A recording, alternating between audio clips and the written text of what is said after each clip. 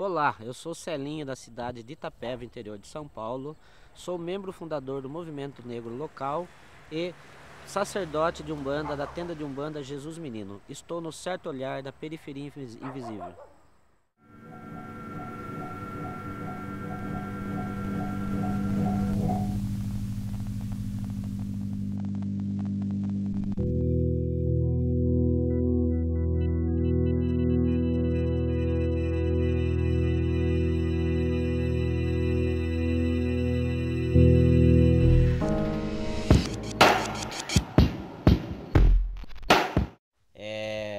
Eu moro na cidade de Itapeva, interior de São Paulo. Estamos a quase 60 quilômetros do Paraná. 60 quilômetros do lado aqui já estamos no Paraná. Sou griot, né, reconhecido como griot, e sacerdote de religião de matriz africana. Sou sacerdote de Umbanda.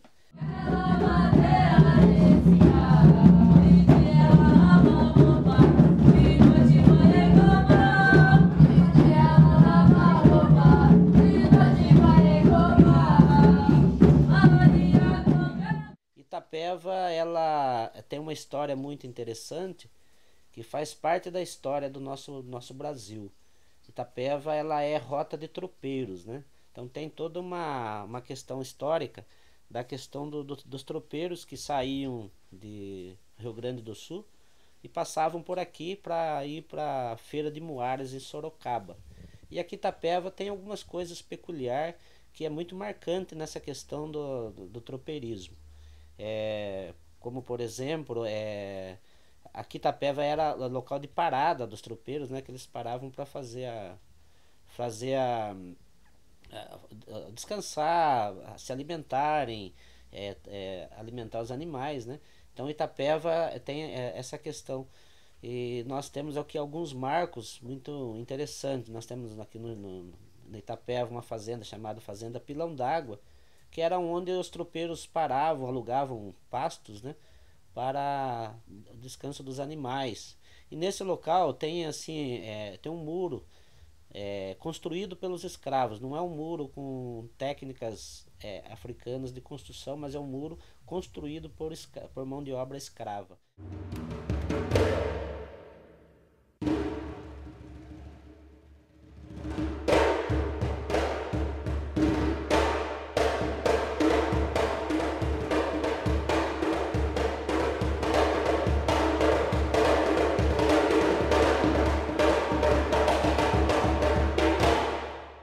E nesse quilombo ainda tem alguns resíduos da escravidão, como por exemplo a senzala. Nós temos a nossa igreja catedral aqui, que é uma igreja construída de taipa, de terra socada, né, que foi construído também por mãos de obra escrava. Conta-se que foram 40 escravos que tinham conhecimento da técnica de construção de taipa que construíram a nossa catedral, que foi recentemente restaurada e está aí em pé.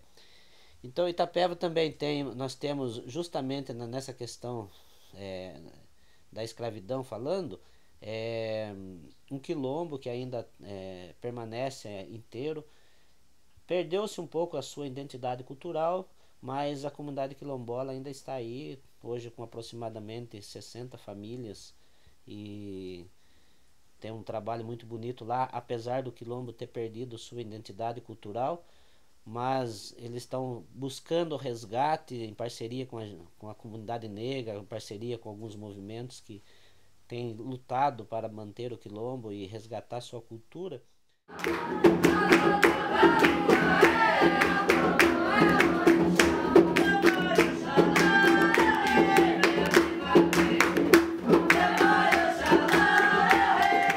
Outra coisa que nos fez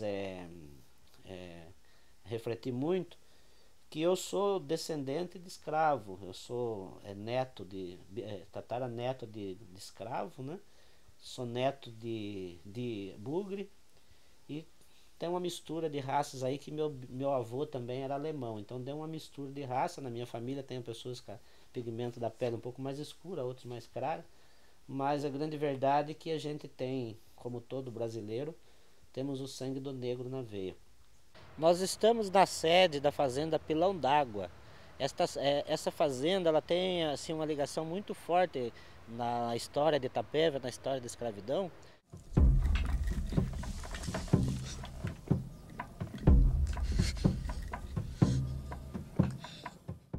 Conta a história que a fazenda ela era de propriedade de Honorato Carneiro. E foi esse Honorato Carneiro que doou as terras que hoje gerou o Quilombo do Jaó. Então, na ocasião da abolição da escravatura, o Honorato Carneiro, que era o proprietário dessa fazenda, como ele tinha assim, um vínculo de amizade com 2 escravos que eram seus preferidos, ele doou 70 alqueires de terra que faziam parte da fazenda também, e onde hoje formou-se o Quilombo do Jaó, como eu já falei, onde vive aproximadamente 60 famílias. Ali na frente nós temos uma igrejinha, que se vocês observarem, a igreja ela é uma estrutura, uma edificação assim, dos modos do conhecimento africano. Então, aquela igreja foi construída por escravos também. E esta fazenda, ela, apesar de que ela tinha um tronco ali para trás, foi arrancado esse tronco porque existe assim uma cultura na nossa cidade de dizer que Itapeva ela não participou da escravidão e que a escravidão que houve aqui era uma escravidão pacífica. Eu tenho dificuldade de imaginar uma escravidão pacífica, né? Então nunca ninguém escravizado aceitou pacificamente, e o povo negro é uma das suas características a sobrevivência, a resistência. Então eu não acredito que tenha sido uma escravidão pacífica. Para colocar o escravo no tronco, abre-se suas 2 metades, colocando nos buracos o pescoço e os pulsos. O tronco estimula o espírito de humildade e subserviência, forçando a imobilidade e impedindo o escravo de depender-se de moscas ou mesmo de satisfazer suas necessidades fisiológicas.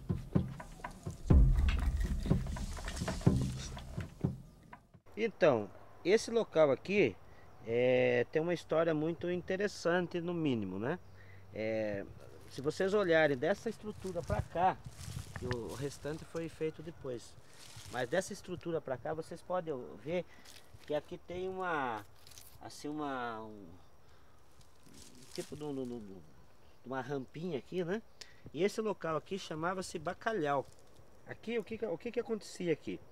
Então esse bacalhau ficava cheio assim de salmoura, água e sal, para quando o negro ele ia para o quilombo, quando ele ia para o tronco que ele apanhava, então eles vinham e colocavam o negro aqui deitado aqui.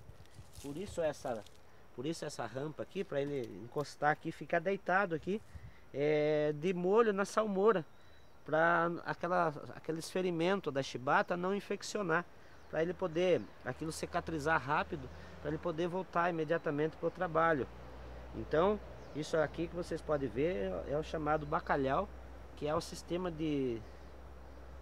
vamos dizer assim, de desinfecção das chibatadas. Isso também faz parte da história do povo negro.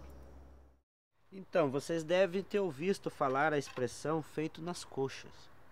E essa expressão, ela teve origem nessas telhas aqui. Como vocês podem ver, elas são diferentes uma do tamanho da outra. Elas não são bem uniformes. E essas telhas aqui, elas foram fabricadas no tempo da escravidão, né? Onde a forma para se fabricar essas telhas era uma coxa dos escravos. Então, como cada um tem seu biotipo, cada um tem a sua estrutura física, então as telhas saíam de tamanhos e medidas diferentes. Então, como vocês podem ver, essas são as telhas feitas na coxa, né? E que originou a expressão feito nas coxas. E eu casei com uma mulher negra, tenho filhos negros, faço parte da discussão religiosa de matriz africana, e eu notava na época, assim, nos anos de 97, mais ou menos, 96, 97, eu comecei a perceber que a minha família, meus amigos, a maioria negros, tinha-se uma autorrejeição, uma autonegação. E eu comecei a imaginar, porque eles, até a minha própria família, né, da minha mulher mesmo, que ela tem a pele bem mais escura que a minha, ela é, muita gente questiona, mas você é do movimento negro, mas você é branco. Não, ser negro é como você se coloca diante da sociedade. Eu me entendo como negro porque eu tenho meus ancestrais negros. Então eu acho que ser negro não é questão de pele, é questão de cultura, é uma questão de ancestralidade. Batiza ele, batiza ele com a onda de Oxalá. Batiza ele, batiza ele, batiza ele que também é filho seu. Batiza ele, batiza ele, batiza ele com a água cristalina. Então, aqui são as ruínas da senzala que ainda resta em pé. Então aqui a senzala ficava bem próximo da Casa Grande, né? Aonde o historiador, segundo estudos, segundo os mais velhos nos conta, eram os escravos de serviços domésticos, os escravos que estavam assim para fazer os serviços internos da casa. Então aqui, como vocês podem registrar, é as ruínas da senzala que tinha na fazenda Pilão d'Água, na cidade de Itapeva. Então, aqui, como vocês podem perceber, são as ruínas da casa do feitor, que era aquele escravo, aquele negro, né, que se tornou feitor e residia nesta casa aqui. Mas, mesmo ele sendo feitor, ainda preservava alguma coisa da sua tradição. Vocês podem olhar aqui no teto da casa aqui, vocês vão ver isso aqui, chama-se churume. E esse churume aqui é um resíduo do fogo sagrado que permanecia sempre aceso. Então, mesmo o negro, ele ocupando a posição de feitor, alguma coisa da sua tradição ainda ele mantinha. Então aqui vocês podem ver que, segundo os mais velhos contam, era onde, aqui embaixo aqui, então permanecia o fogo sagrado sempre aceso. E aí formou esse churume que ainda está parcialmente preservado. Mas na questão religiosa, eu sempre trabalhei no meio do povo, trabalhei no hospital, trabalhei na Câmara, na Câmara de Vereadores, e a gente sempre teve no meio da sociedade. E a gente sempre percebeu, porque eu nunca escondi o que eu sou, porque eu acho que a gente tem que ser o que é em qualquer lugar. Você tem que buscar seu espaço e se fazer respeitar. E eu, desde que eu ingressei, assim que eu me conheço por gente, que eu professo a minha religião, que é de matriz africana, eu sempre fiz questão lógico, a gente não sai gritando por aí o que a gente faz religiosamente, qual que é a religião que você professa, mas as pessoas sempre perguntam qual a sua religião. Eu sempre fiz questão de falar, sempre tive muito orgulho dos orixás, sempre tive muito orgulho da tradição da Umbanda, seja do Candomblé, que a gente, aqui na nossa região é pouco Candomblé que tem casa de Candomblé, tem muita casa de Umbanda, mas a gente conhece e respeita a questão do Candomblé. Mas o preconceito também começaram, então muitas portas se fecharam. E aí em 97, nós começamos a discussão do movimento negro, criamos o movimento negro aqui. Em 2004 nós formalizamos ele, porque de 97 até 2004 foi assim, um trabalho de convencimento, né? Primeiro o negro mostrar a cara dele, que assumir que era negro, ele olhar no espelho e ver a beleza dele, né? Porque quando uma pessoa, eu lembro quando era criança, uma pessoa falou que eu era feio, e eu cresci a vida inteira sempre achando que eu era feio, né? Então eu não via beleza em mim, porque alguém lá na minha infância falou, gurizinho feio, e eu cresci acreditando que eu era feio, né? Então isso me fez mal para minha autoestima. Então se imagina uma criança negra que tem toda essa questão de uma sociedade hipócrita, uma sociedade que esconde seu preconceito, mas é extremamente preconceituosa. Então aqui muitas portas se fecharam para mim por a questão questão de religião, questão de ancestralidade.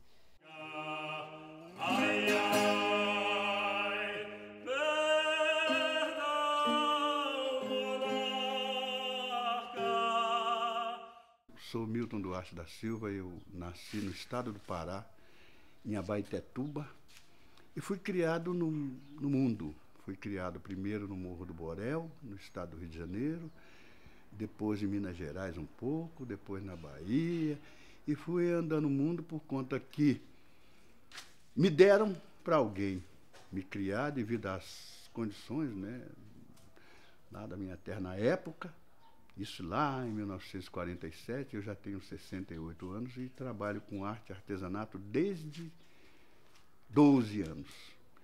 Eu faço escultura em argila, trabalho com madeira, trabalho com pedra, pinto, canto, construo instrumento de percussão, componho, enfim. Eu sou um brasileiro que sobrevivo da minha arte a vida inteira. Mas a arte que eu faço, as esculturas minhas são para a minha sobrevivência e retratam os povos caipira brasileiros, de várias regiões do Brasil, que são benzedeiras, são pescadores, são rezadeiras, são franciscos, os muladeiros, enfim. O povo caipira de cada região do país, violeiros, preto velho.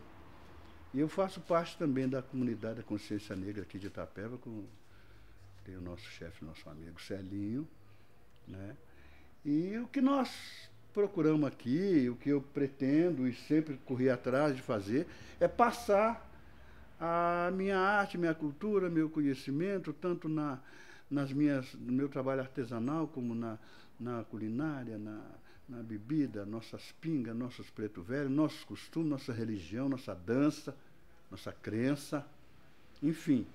Eu costumo dizer que todo pedaço de argila vale R$5 e todo pedaço de madeira pode valer até um pouco mais.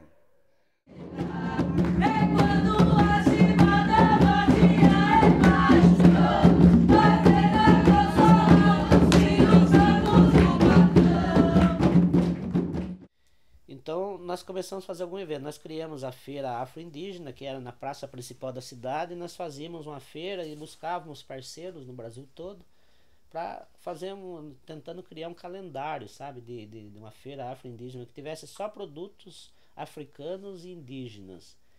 E a Afrofest era que a gente fazia uma festa também mostrando a cultura negra, né? Então fazendo com que as pessoas conhecessem a cultura negra, ver a beleza que tem, né? A dança, aí você começa a evidenciar a riqueza da nossa cultura. Também começamos a fazer o concurso de Miss e Mister Beleza Negra, que virou calendário também na nossa cidade. Então todo ano a gente faz na época de novembro, que é o mês da consciência negra, que comemora-se 20 de novembro a questão de Zumbi dos Palmares, né?